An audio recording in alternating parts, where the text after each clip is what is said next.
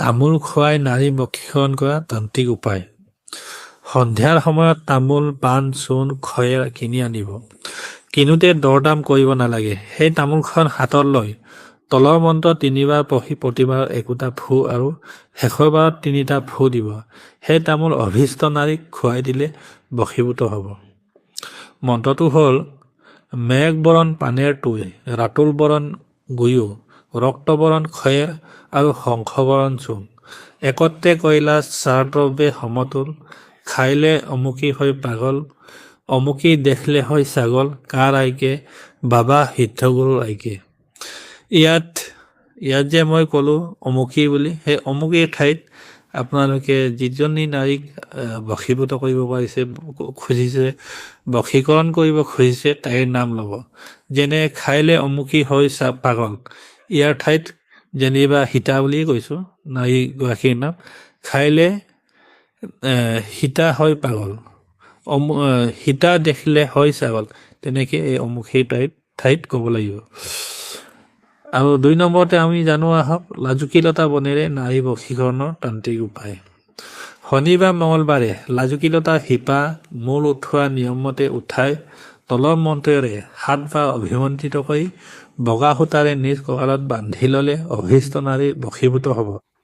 কেৱল মাত্ৰ অমুকিৰ ঠাইত অভীষ্ট নাৰীৰ নাম ল'ব লাগে।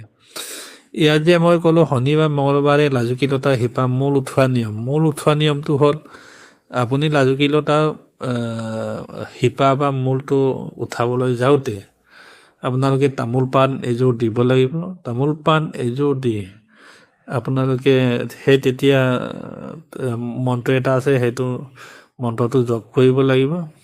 তাৰপিছত তামোল পাণ দি সেৱা কৰাৰ পিছত গছজোপাৰ গুৰিত লতাজোপাৰ গুৰিত সেৱা কৰাৰ পিছত আপোনালোকে আকৌ লতাডাল চুওঁতেও এটা মন্ত্ৰ আছে, সেইটো জপ কৰিব লাগিব। তাৰপিছত খানোতেও মন্ত্ৰ আছে, সেই মন্ত্ৰ আপোনালোকে জপ কৰিব লাগিব। তাৰপিছতহে আপোনালোকে লাজুকীলতা শিপা আপোনালোকে উঠাব পাৰিব। উঠোৱাৰ পিছত নিয়মমতে উঠাই তলৰ মন্ত্ৰৰে 7 বাৰ অভিমন্ত্ৰিত মানে হ'ল হাতত লৈ আপোনালোকে জপ কৰিব লাগিব আৰু বগা সূতাৰে নিজৰ কঁকালত বান্ধি ল'লে অভীষ্ট নাৰী বশীভূত হ'ব। ইয়াত মই অমুকি বুলি ক'ম মন্ত্ৰটো, সেই অমুকিৰ ঠাইত আপোনালোকে যিগৰাকী নাৰীক বশীকৰণ কৰিব বিচাৰিছে বা বশীভূত কৰিব বিচাৰিছে তাইৰ নাম ল'ব। মন্ত্ৰটো হ'ল: চিত ছত প্ৰভু জগত ঈশ্বৰ, দূৰতে থাকিয়া তুমি আমাৰ ফুল ধৰা। আমাৰ ফুল পৰা অমুকিৰ বশ মানাই, অমুকিৰ বশ মানাই মানে অমুকিৰ ঠাইত আপোনালোকে যাক বশীকৰণ কৰিব খুজিছে তাইৰ নাম ক'ব। জগত ঈশ্বৰ আৰু নৰহৰি ৰায়, কাৰ আজ্ঞা? দক্ষিণা কালিকাৰ আজ্ঞা, কাৰ আজ্ঞা? শ্মশান কালিকাৰ আজ্ঞা, শীঘ্ৰ লাগ। এনেকৈ আপোনালোকে মন্ত্ৰটো জপ কৰিব লাগিব। এই মন্ত্ৰটো আপোনালোকে 7 বাৰ জপ কৰিব।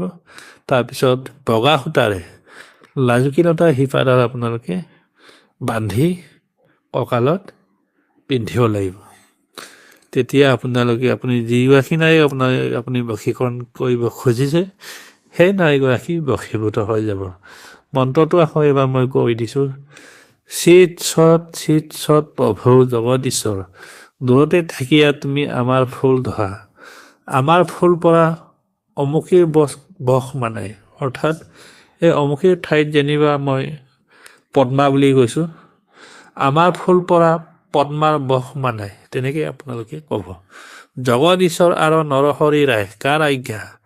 দক্ষিণা কালিকাৰ আজ্ঞা, কাৰ আজ্ঞা? শ্মশান কালিকাৰ আজ্ঞা, শীঘ্ৰ লাগ।